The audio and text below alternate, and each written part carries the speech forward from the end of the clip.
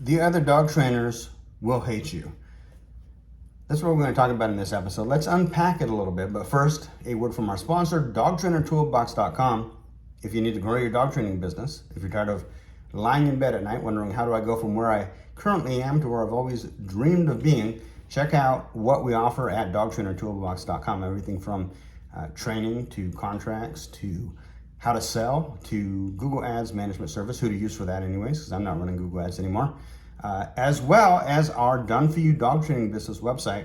If you want to go from, let's say, 1 in 10 people landing on your website to 1 in 5 reaching out and contacting you, you need to have a website that is proven and tested to convert cold traffic into hot leads. And our done for you dog training business website does just that. In fact, we take care of all of it. It works really, really well. To learn more, check out dogtrainertoolbox.com. While it's true, there are some amazing dog trainers in the dog training industry, people that are some of the kindest, nicest, sweetest people, most helpful people, people who will give you the shirt off their back to help you get ahead in this industry.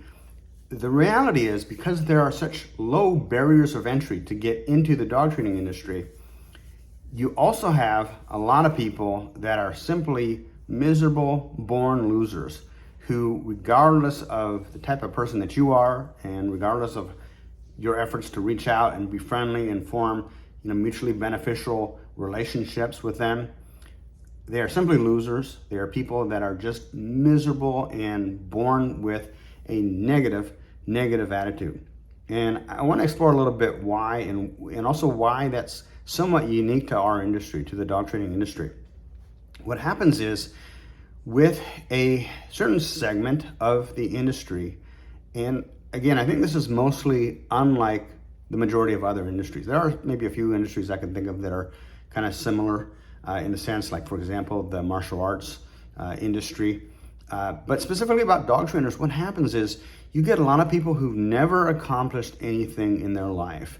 They've maybe dropped out of high school, maybe they've never had a successful relationship, they aren't able to hold down a serious job. And so what happens is these people learn how to train a dog. And suddenly they train dogs for a few different people, and after a period of time, they start to gather fans. They start to gather people who look up to them, and people who, like everybody has followers, right?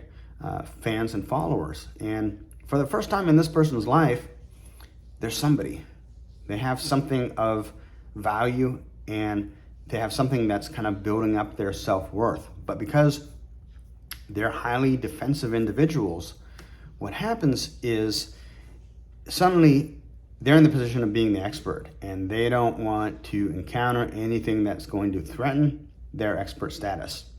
So you come along as a new dog trainer in their market and reach out, because let's face it, you can very easily establish mutually beneficial relationships with other dog trainers, because there's going to be people that you don't want to work with just for no other reason than you don't get along with their personality, but you think another dog trainer might. Or maybe they don't fit the profile of client that you're looking for. Maybe you don't deal with aggressive dogs and another dog trainer does. So there's no reason that we can't, in the industry, have mutually beneficial relationships that then become friendships, right? But not for the loser, not for the dog trainer that has serious personality disorder. And so these dog trainers see you as a threat. They absolutely hate you, and they hate anybody else that might threaten their status as the expert. And so what happens is, over time, these people start believing their own press. They start listening to their followers about how they're the greatest dog trainer ever, how they're the best, and usually they're not. They're just mediocre at best, right?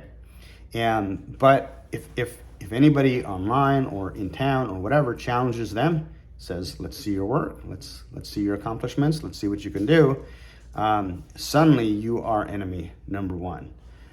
Now, the best way to deal with these people is to recognize that this has nothing to do with you. This is simply a byproduct of being in an industry with a low barrier to entry, and also the fact that dog training kind of attracts a lot of people who just are not good with dealing with people. They're not people people, if you know what I mean. I don't really consider myself a people person either, but I've learned how to be, I think anyways, a decent, respectful person. But these people haven't. They just have miserable personalities.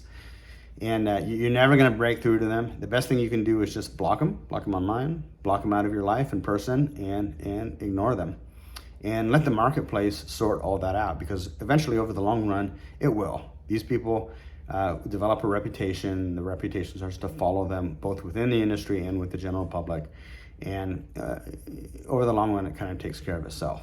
Now, sometimes these people will, because like attracts like, attract other professional dog trainers who are just like them.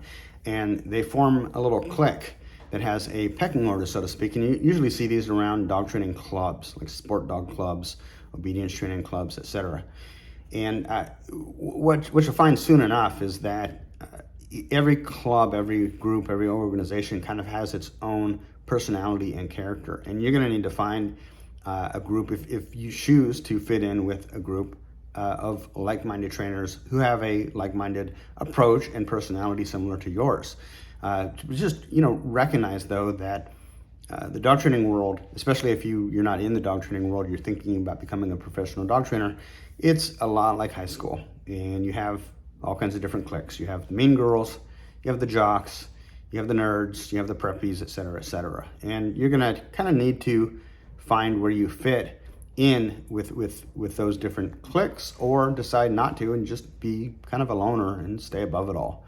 There are benefits obviously to taking either route. So the reason I'm making this video is if you're new to the dog training business, or if you've been in the dog training business for several years, but you're really kind of for the first time experiencing this, it's not you. It's endemic to an industry with low barriers to entry and an industry that attracts fans and followers. For example, if you become a plumber, even if you're a great plumber, the average Joe doesn't really give a shit too much, right? But if you're a dog trainer, you help save somebody's dog's life, you help enhance their relationship with their dog, suddenly they love you. You're basically a part of the family. And that creates a little bit of hero worship. And that hero worship becomes very, kind of cliquey, like I mentioned. So you're going to encounter this, you're going to see this, you're going to reach out to other professional dog trainers, and you should. But when you encounter it, don't be surprised. Just close the door to that person and block them out.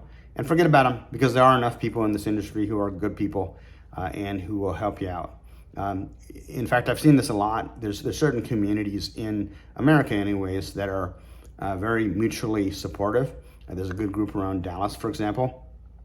Even in Las Vegas, there seemed to be a good group of people in Las Vegas who would work together or would train together and kind of help each other out. But I've also been in other markets where it was absolutely like, forget about it. Just very, very, you were the threat. So again, ignore it, block it out, and recognize that it's just part of an industry with low barrier to entry. Hey, I'm Adam Katz for DogTrainerToolbox.com. We'll talk to you soon, guys. Oh, by the way, don't forget to join the Dog Trainer Marketing Group on Facebook. It's free to join. You'll be amongst, at this point, I think, over 3,500 other professional dog training business owners swapping secret strategies, tactics, and tips. And if you are watching this on Facebook, check out my Katz on Marketing, K-A-T-Z, Katz on Marketing YouTube channel, where we've got over 250 videos on the art and science of growing your dog training business. Take care, guys.